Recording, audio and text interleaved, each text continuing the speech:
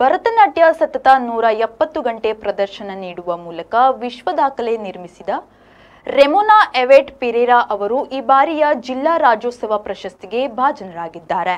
ನಗರದ ನೆಹರು ಮೈದಾನದಲ್ಲಿ ನಡೆದ ಕನ್ನಡ ರಾಜ್ಯೋತ್ಸವ ಕಾರ್ಯಕ್ರಮದಲ್ಲಿ ಸಚಿವ ದಿನೇಶ್ ಗುಂಡೂರಾವ್ ಅವರು ಪ್ರಶಸ್ತಿ ಪ್ರದಾನ ಮಾಡಿದ್ರು. ಸೈಂಟ್ ಅಲೋಷಿಯಸ್ ಕಾಲೇಜಿನ ವಿದ್ಯಾರ್ಥಿಯಾಗಿರುವ ರೆಮೋನಾ ಅವರು ಭರತನಾಟ್ಯ ಪ್ರದರ್ಶನವನ್ನ ನೀಡಿ Golden Book of World Record ದಾಖಲೆಯನ್ನ ಮಾಡಿದ್ದಾರೆ. ಅವರ ಈ ಸಾಧನೆಯನ್ನ ಪರಿಗಣಿಸಿ ರಾಜ್ಯೋತ್ಸವ ಪ್ರಶಸ್ತಿ ಲಭಿಸಿದೆ.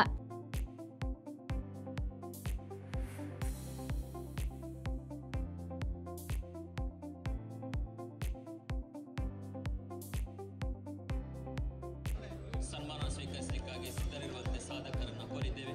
ಇವಳ ಸಾರಥ್ಯದಲ್ಲಿ ಸಾಧಕರನ್ನು ಪುರಸ್ಕರಿಸುವ, ಸನ್ಮಾನಿಸುವ, ಅಭಿನಂದಿಸುವ ಪ್ರಕ್ರಿಯೆ ನಡೆಯುತ್ತಿದೆ. ಗುರುಪುರ ಶ್ರೀನಿವಾಸ ಶೆಟ್ಟಿ, ಕುಮಾರಿ ರೆಮೋನಾ ಎವೆಟ್ ಪೆರೇರಾ, ಸುಂದರ್ ರೈಮಂದ. ಮಂಜುನಾಥ್ ಪ್ರಸಾದ್, ವಿ4 ನ್ಯೂಸ್, ಮಂಗಳೂರು.